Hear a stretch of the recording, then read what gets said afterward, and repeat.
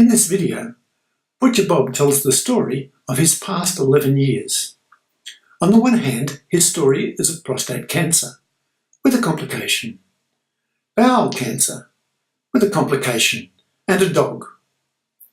On the other hand, his story is about hotrods, caravans and travel, and his wife Maria. It has been 6 months since we shot this footage. At the end of this video, there is an update of 2 important things that have happened since. This is the story of Butcher Bob. Why is Bob called Butcher Bob? They called me Butcher Bob because I used to be a butcher. When did Bob start being interested in hot rods? I've been involved with hot rods from the age of 18 when I first saw my first one, and a little switch in the back of my head turned on and said, "This is what you got to do." Bob owned and ran several butcher shops over the years. For all of that time, someone was by his side. I met Maria in Dalesford in around about 1959, and we went out together for about 2 years, and then we got married. Bob expected a simple start in retirement, but what happened 11 years ago? 11 years ago I was diagnosed with prostate cancer, which comes as a bit of a shock to me because being a fitness fanatic all my life, they found the prostate cancer through a blood test first, and then to confirm it with the GP, he gave me a digital examination and said, yeah, it feels like there could be something wrong. The GP had suspicions. What next for Bob? The next step was off to the specialist who went through the digital examination again. I was sent for a biopsy, and when that came back, he said, "We've got a real problem here." I said, "Why? What is it?" And he said, "You have a Gleason score of 9. He said, "It's 9 out of 10, and it's showing that it's aggressive." How did that make Bob feel? I felt a little bit down at that stage then, knowing that it definitely was a cancer and an aggressive one. I had to sit back and let that sink in. And Maria? Maria sort of didn't realise at the time how serious it was having a Gleason score of 9. The fact that I had prostate cancer, she wasn't even thinking about how serious it was at that stage. What did the surgeon recommend? He said, "We've definitely got a problem, we need to do something about it. I'll put you in the hospital and we'll take it out." The surgeon recommended surgery. How did that sit with a man who cut meat for a living? Well, being a butcher all my life, I didn't have any cuts on my fingers or anything. Still had all my fingers, and I didn't like the idea of someone slicing me open. So I said, well, what other options are there? What alternative did Bob have to surgery? I went and seen the radiation oncologist, and after a lot more tests, bone scan tests and CT scans, all this sort of thing, he worked out a radiation program for me, which I started on, and that lasted 7 weeks. What complication did Bob have from his radiation treatment? The complication I got from the radiation was, the last 2 weeks I got radiation burn in the lower rectum, and the only way to ease the pain of that was to sit in a bath of warm salt water, and that sort of helped, and also using vitamin E cream to keep the skin moist. So, prostate cancer, radiation treatment, and for a few weeks, a complication. How did Bob cope with these major changes in his life? After that was over, I went down into the shed and started building another hot rod. That was sort of my therapy on how to get over having cancer and radiation treatment. And I spent 11 months in the shed, almost 7 days a week, and finished off a hot rod. Hot rod interlude number 1. This hot rod we're looking at now is a 1934 Ford, which I built right back in 1966. We used that to tow a caravan round in the early 70s, and I've still got the car. Still looks $1,000,000. Still goes well.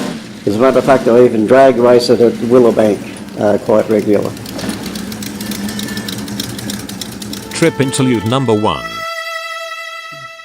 On our first trip, we went from Tweed Heads, across through to South Australia, onto the Stewart Highway, right up the centre, across to Ayers Rock, or Uluru as it's called now, Alice Springs, all places in between up to Darwin. And from Darwin we come back down to the freeways, across through Mount Isa, over to Cairns, and all up around that area, and back down through the centre and back home. The trip lasted 4 months. 5 years ago, life bowled Bob and Maria another googly. What was that?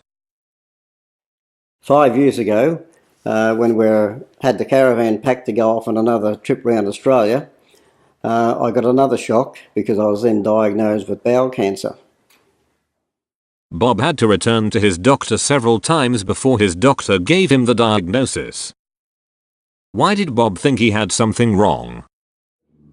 It was found out because I kept going back to the doctor because I had the same symptoms as my German Shepherd dog, and he had bowel cancer.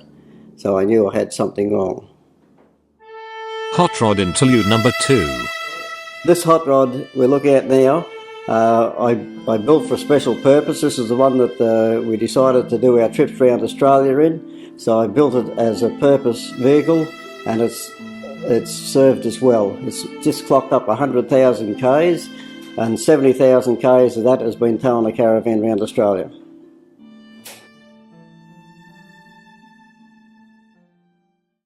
Trip interlude number 2.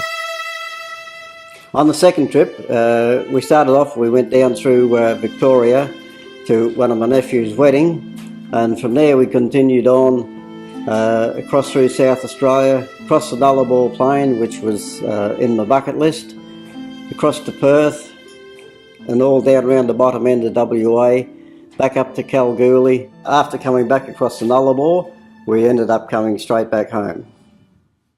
What was the treatment for Bob's bowel cancer? The treatment for the bowel cancer was a complete bowel reconstruction, and I ended up with a stoma because it was too low in the rectum. They couldn't rejoin it, so I ended up with a permanent bag, which I learned to live with very quickly. Hot rod interlude number 3. The trike is a pretty mean looking thing. It's got a 1972 Tirana Opel engine, 3-speed automatic, and a cut down forward diff with a Harley Fat Boy front. It's had its first inspection from the engineer, who is coming back another couple of days to do the final inspection, and then hopefully it's rego and out flying around on the trike. Another googly. What complication did Bob have of his bowel cancer treatment? The complication of the bowel operation was 12 months later I developed a large hernia, which became quite uncomfortable, so I went back for a hernia repair. Unfortunately, the hernia repair only lasted for 6 months, so I had to go back and have it redone. But this time they relocated the stoma, making it easier then to fix up the hernia, put a larger lump of mesh in, and they said hopefully it won't come back. Caravan interlude number 1.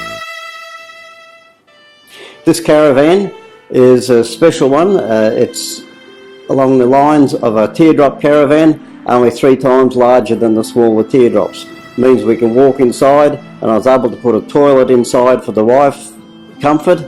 The kitchen is still in the back like a normal teardrop caravan. It looks $1,000,000 and it tows real well. Trip interlude number 3. Third trip, we went back down through South Australia and then across to Tasmania, spent a few weeks over there, come back up through Victoria, up the middle then, and back home. That trip lasted, I think, 3 months.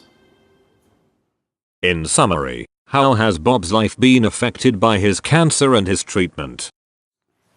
But aside from my medical problems, I never let it interfere with the way I was living my life. I still got out there, built hot rods, built caravans, done trips around Australia. As a matter of fact, in another couple of months, we're hooking up and going off again for another 3-month trip around Australia. So. Postscript. What has happened in the 6 months since we shot the video? Bob had planned to take a 4th trip around Australia with Maria. Here's how Bob described his plans for that trip. The 4th trip, we're getting ready to head off in about 6 weeks for another 3-month trip up through Darwin, across the Broome, down the west coast, back across the Nullarbor, and then home. It's taking around about 3 months. For 11 years Bob was able to control his prostate cancer by radiation, and then by hormone therapy. But shortly after this video was shot, the hormone therapy was not enough, and his PSA began to climb. What did Bob do? Bob's doctor added a super hormone, enzalutamide, to his treatment. This brought the cancer under control again, and Bob's badass trike has been registered and is now street legal.